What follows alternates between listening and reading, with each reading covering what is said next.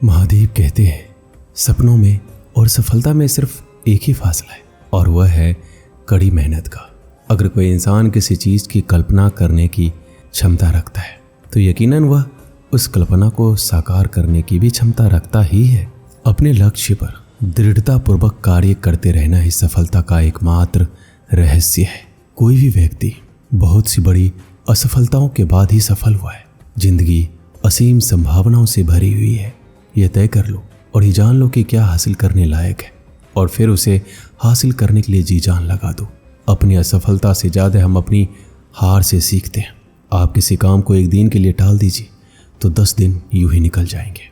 आगे का रास्ता उन लोगों से पूछना चाहिए जो गंतव्य से लौट कर आ रहे हैं। कोई भी व्यक्ति उस वक्त सफलता की राह पर चल पड़ता है जब यह दृढ़ निश्चय कर लेता है कि वह सफल होगा ही।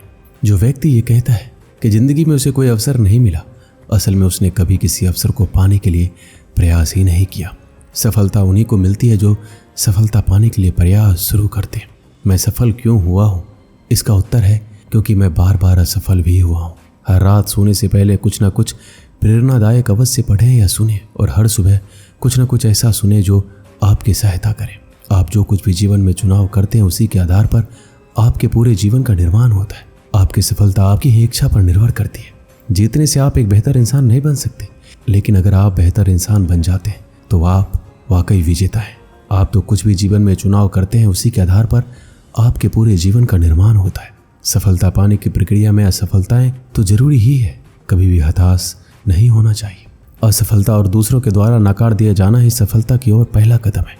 अगर आप खुद में विश्वास रखेंगे तो कोई भी आपको रोक नहीं पाएगा।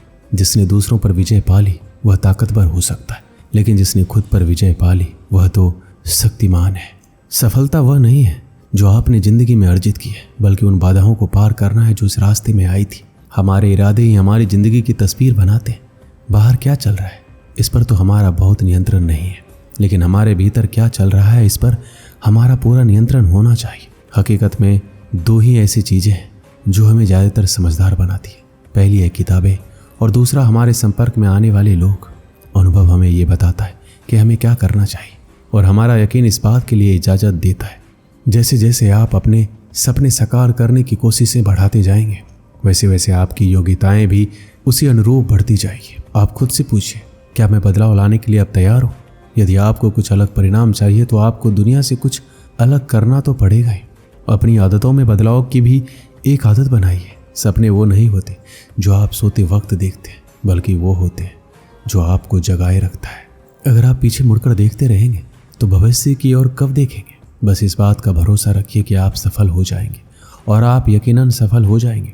किसी भी इंसान के 2 नाम होते हैं।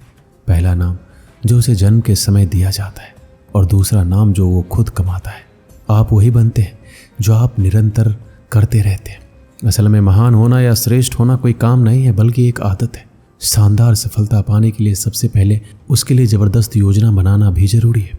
यदि आप खुश रहना चाहते हैं तो आपको इसे एक लक्ष्य से बांधना चाहिए, ना कि वस्तुओं या लोगों से। जीवन सबक की एक श्रृंखला है जिसे समझने के लिए अनुभव करने की जरूरत है।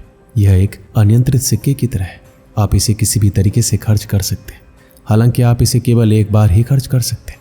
वो पहले आपको नज़रअंदाज करते हैं, फिर आपका मजाक उड़ाते हैं, फिर आपसे लड़ते हैं, फिर आप जीत जाते हैं तो गिरते हैं और संभल जाते हैं तो अक्सर जीवन को समझते हैं। जीवन में खतरों से डरने के बजाय एक बार खतरों का सामना कीजिए।